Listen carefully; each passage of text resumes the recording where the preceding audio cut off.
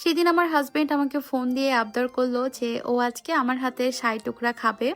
প্রথমে ও আসলে নামটা মনে করতে পারছিল না, আমাকে ফোন দিয়ে বলছে তুমি কি একটা যেন বানাও না পাউরুটি দিয়ে, ওটা আজকে একটু বানাবে আমার জন্য। আমি তখন ওকে বললাম তুমি কি শাই টুকরার কথা বলছো?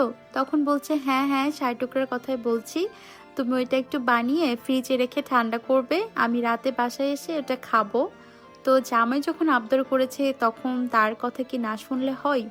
তো আমি সাথে সাথে চলে গেলাম শাই টুকরা বানাতে। তো চলো এখন শাই টুকরা বানাই আর তোমাদের সাথেও শেয়ার করি আমি কিভাবে শাই টুকরা বানাই। তো ফার্স্টে আমি ব্রেডগুলো চার সাইডটা একটু সুন্দর করে স্লাইস করে কেটে নিয়েছি।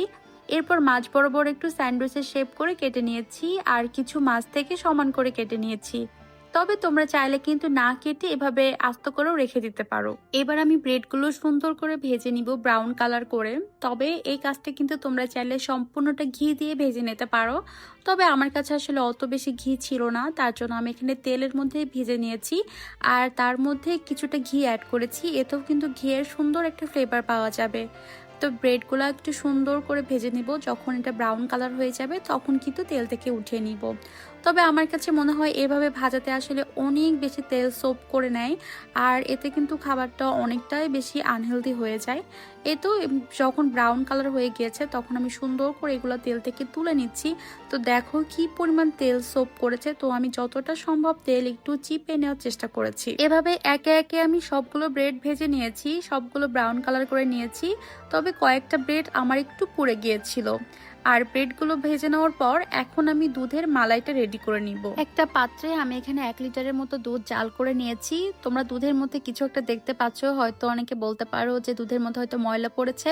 তবে না, আমি যে পাত্রে আসলে ব্রেডগুলো ভেজে নিয়েছিলাম সেখান থেকে কিছু ব্রেডের অংশ গিয়েছে, তাই আসলে ভাবে লাল লাল দেখা যাচ্ছে। তো 1 লিটার দুধ জাল করে কিছুটা ঘন হয়ে আসলে এর মধ্যে আমি দিয়ে দিয়েছি পরিমাণ মতো চিনি আর দিয়েছি 1 চিমটি মতো লবণ। লবণ দিলে আসলে মিষ্টির টেস্টটা ব্যালেন্স হয়। আর বাকিটা দিয়েছি আমি কনডেন্স মিল্ক, তবে কনডেন্স মিল্ক না দিলেও চলবে, তবে দিলে টেস্টটা একটু ভালো হয়, ফ্লেভারটাও সুন্দর আসে।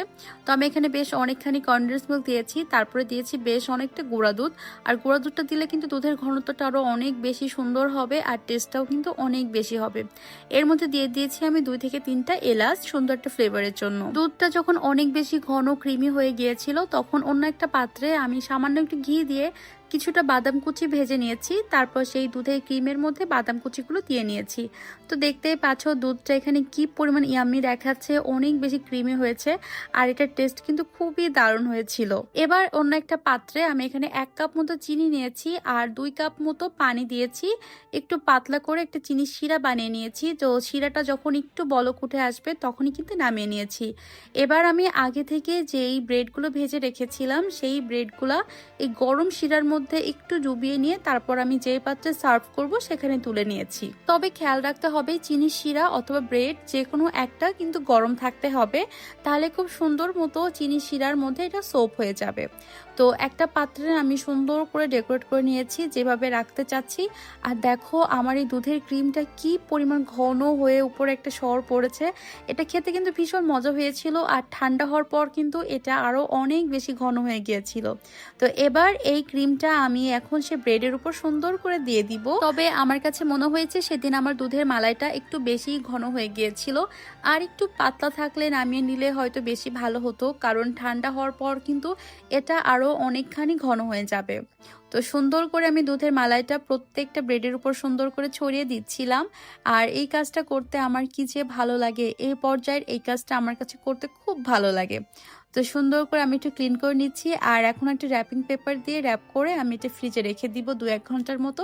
তো 2 ঘন্টা পর ফ্রিজ থেকে বের করে নিয়েছি, এটা কিন্তু আরো অনেকটা ঘন হয়ে গিয়েছে আর দেখতে কিন্তু অনেক বেশি ইয়াম্মি লাগছে। তো রাতে যখন আমার হাজবেন্ড বাসায় এসেছে তখন ওকেই ফার্স্ট আমি এটা সার্ভ করেছি। ও খেয়ে তো অনেক অনেক বেশি প্রশংসা করেছে আর এটা আমার কাছেও অনেক বেশি ভালো লাগে। সত্যি এটা কিন্তু অনেক বেশি মজা হয়েছিল। তোমরা যারা এখনো এটা ট্রাই করোনি অবশ্যই কিন্তু একবার একবার হলেও কিন্তু ট্রাই করো। এটা খেতে কিন্তু অনেক বেশি মজা। আর সামনে যেহেতু ঈদ আসছে, তোমরা কিন্তু ঈদে কিন্তু এই রেসিপিটা অবশ্যই রাখতে পারো। আমিও প্রত্যেক ঈদেই এই রেসিপিটা করার চেষ্টা করি, ইনশাল্লাহ এবার ঈদেও এটা আমি করব। তো তোমাদের কাছে কেমন লাগলো অবশ্যই কিন্তু কমেন্ট করে জানিও। আজকের মতো বিদায় নিচ্ছি, দেখা হবে নেক্সট কোনো ভিডিওতে। সেই পর্যন্ত সবাই অনেক ভালো থেকো, সুস্থ থেকো। আল্লাহ হাফেজ।